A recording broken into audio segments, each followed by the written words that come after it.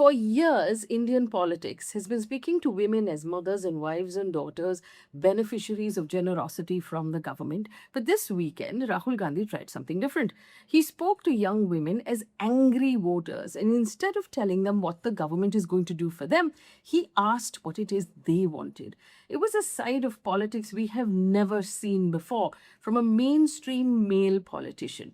In this video, we're going to try and break down what this strategy actually means. Is it going to work for Rahul Gandhi? What the BJP response has been.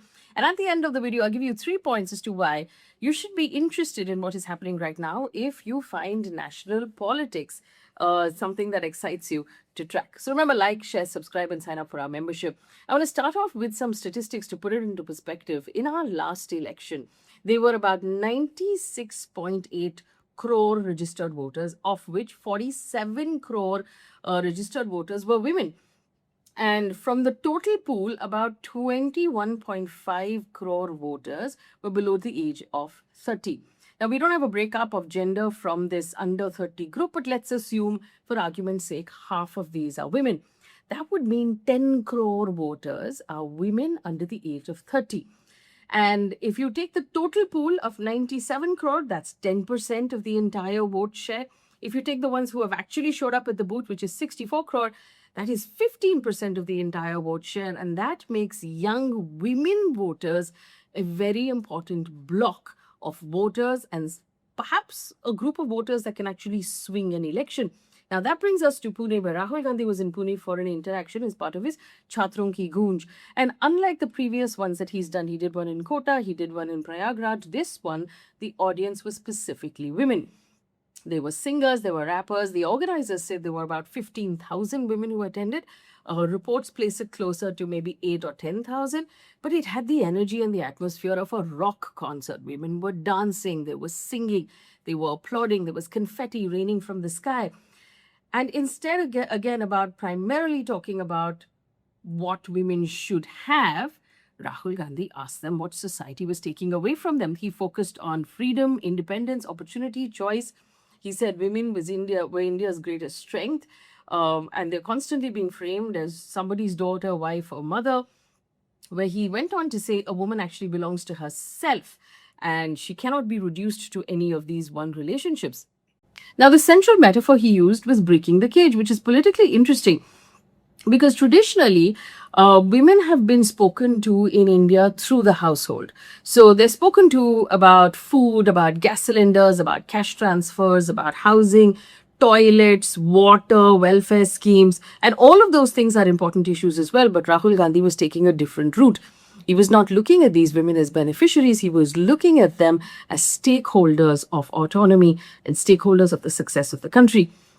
He actually put up this chart with women in cages, and he said that there were 3 forms of violence and a manner in which society controls women: physical violence, violence in the denial of opportunities, and economic violence. He talked about female feticide, harassment, physical violence, and rape. And he said 99% of sexual violence is not reported because of the stigma. He then brought up the recent Jantar Mantar protests, and he talked about the Prime Minister saying that he was shocked to hear young women use abusive language. And Rahul Gandhi said, if boys abuse, it's not a problem, but somehow if girls abuse, it is a problem.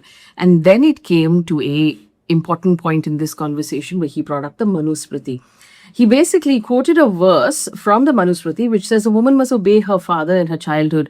In her youth, she belongs to her husband, and then she belongs to her sons. He went on to say these words are a shame, and these words should never have been spoken. End quote. You belong to nobody by yourself, and together we have to smash the patriarchy, is what he said. Now, on that point, the BJP reacted very quickly. The first reaction came from Smriti Irani, who's counterattacked. Interestingly, you'll remember Smriti Irani has now made a comeback. She's been appointed to office in the BJP. She has also, from latest reports, been appointed as part of the BJP's Gen Z outreach program. So what she said is that if Rahul Gandhi really believes in women's empowerment, then his party should push through the 33% reservation into Lok Sabha if they're really serious about this. She also challenged his framing of Hindu tradition, and she said the worship of Durga, Lakshmi and Saraswati invoke basically in Hinduism that where women are honored, that is where divinity resides. And she connected this to another BJP Congress dispute. And she's basically said that the Congress is refusing to sing the complete version of the Vande Mataram, including the verses invoking goddess Durga at his headquarters. So it's obviously not serious about what they're saying about women. UP Chief Minister Yogi Adityanath, another very big heavy hitter, accused Rahul Gandhi of disparaging India's tradition and heritage. And he said Gandhi constitutionally is responsible for what he says as the leader of opposition. He challenged him to study the ancient Indian texts before commenting on Manu. But the real response came from Maharashtra Chief Minister Devendra Fadnavis. Remember, this is happening in his state. So in Pune, Devendra Fadnavis, of course, said that Rahul Gandhi is speaking about women's empowerment while failing to push through the women's reservation bill. Fadnavis also alleged that they were influencers who were paid 30,000 rupees each and instructed to show positive content about this program. And he claimed that the event was managed by an agency and the participating young women were brought in from Congress-affiliated colleges. He also then, there was a report in one of the local news channels that he's going to start an investigation into those people who have taken money to put out this information. The BJP also dubbed this program as Chhatron Ki Goonj, alleging that the Congress had paid people to mobilize the crowd and to actually attend the event. So the BJP coming in with all guns. And of course, this is another event where we've seen the Congress setting the agenda and the BJP having to respond. And there is a reason why these three points that I'm going to bring to you are very important. One, Rahul Gandhi is not wading into an open playing field. The category of women voters is something that the BJP has been fostering for the last 15 years. Remember, the Ujjwala Yojana, cooking gas, housing, toilets, bank accounts, direct benefits. The Prime Minister himself has spent a lot of time and energy building a relationship with Indian women voters.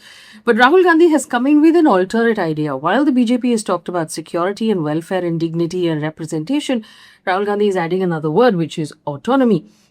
Is it actually going to work for him, and will he be able to capture some of this market that the BJP has actually been looking at so closely?